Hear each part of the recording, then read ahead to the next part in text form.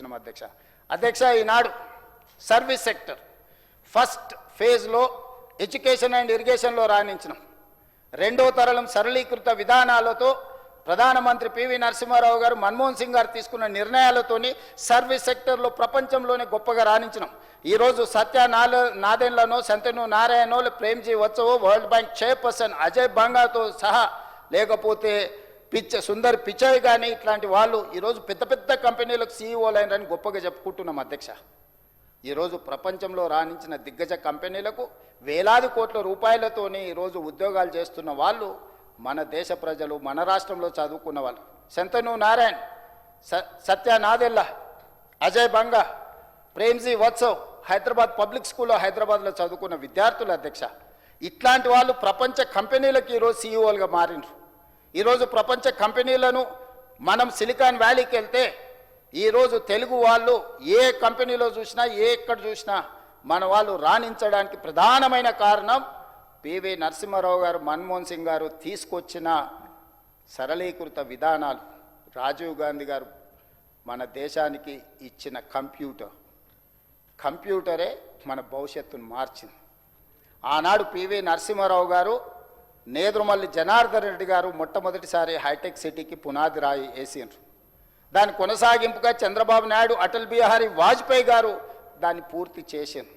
ఈరోజు ప్రపంచంలో దిగ్గజాలైన ఐటీ కంపెనీలు హైదరాబాద్ నగరంలో హైటెక్ సిటీ కూతవేతు దూరంలో ఇన్ఫోసిస్, మైక్రోసాఫ్ట్, గూగుల్ లాంటి సంస్థలు, విప్రో లాంటి సంస్థలు ఇట్లా నేను చెప్పుకుంటూ వెళ్తే కొన్ని వందల కంపెనీలు రావడానికి ప్రధానమైన కారణం పివి నరసింహారావు గారు, అదేవిధంగా డాక్టర్ మన్మోహన్ సింగ్ గారు వాళ్ళు తెచ్చిన సరళీకృత విధానాలు ఈరోజు ప్రపంచ కంపెనీలకు మనం సీఈఓలుగా మారినాం అధ్యక్ష.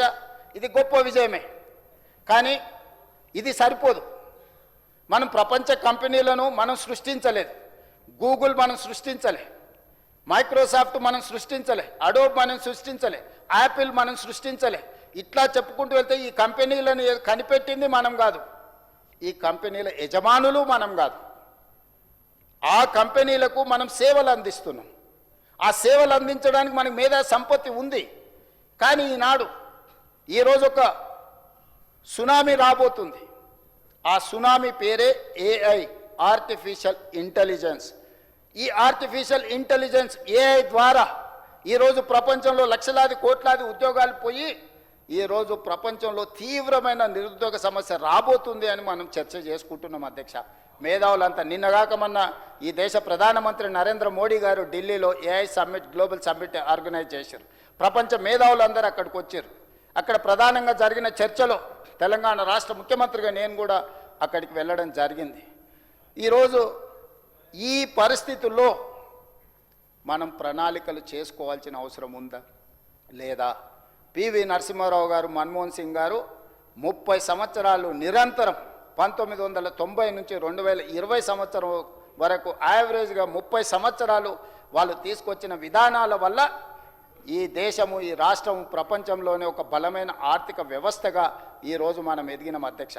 కానీ ఈరోజు మనం ఎదుర్కోబోతున్న సవాళ్ళను, ఈరోజు రాబోతున్న సునామీని ఏ విధంగా మనం ఎదుర్కోవాలి, నిలబడాలి, ఈ విపత్కర సమయంలో మనం ఏ విధంగా బలమైన శక్తిగా ఎదగాలి అన్న ఆలోచననే ఈనాడు తెలంగాణ రాష్ట్ర ప్రభుత్వం గవర్నర్ ప్రసంగం ద్వారా ఒక విజన్ డాక్యుమెంట్ను, ఒక పాలసీని ఈరోజు ఈ సభలో ప్రవేశపెట్టిన అధ్యక్ష.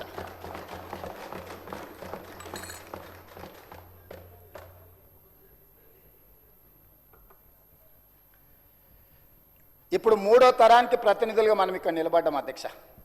మరి ఈ 3వ తరం ఆలోచన చేయాల్సిన అవసరం లేదా? 3వ తరం ప్రతినిధులుగా చాలా చదువుకున్నాము, ఇతర రాష్ట్రాల్లో చదువుకున్నాము, ఇతర దేశాలలో చదువుకున్నాము, మేము మేధావులము, మాకు మించిన జ్ఞానులే లేరు అని మాట్లాడే వాళ్ళు ఈరోజు ఈ ప్రభుత్వం ప్రవేశపెట్టిన గవర్నర్ గారి ప్రసంగంలో ప్రవేశపెట్టిన కీలకమైన అంశాలను, ఈ తెలంగాణ రైజింగ్ 2047 విజన్ డాక్యుమెంటును కనీసం చదివినరా, చూడనైనా చూసినరా? వీళ్ళ చదివినా, చూసినా, అవగాహన చేసుకున్నా అభినందించడానికి మీకు మనసు రాలేదా అని నేను అడుగుతున్నా అధ్యక్ష. ఇక్కడ రాజకీయాలకు తావు లేదు. గవర్నర్ ప్రసంగం సందర్భంగా రాజకీయాలు మాట్లాడుకోవడానికి రేపటి నుంచి సభ ఇంకా జరుగుద్ది అధ్యక్ష. 15 రోజులు విజ్ఞత ప్రదర్శించాలి, విజ్ఞతతో వ్యవహరించాలి. ఆ విజ్ఞత తెలంగాణ 4 కోట్ల ప్రజలకు ఉపయోగపడాలి.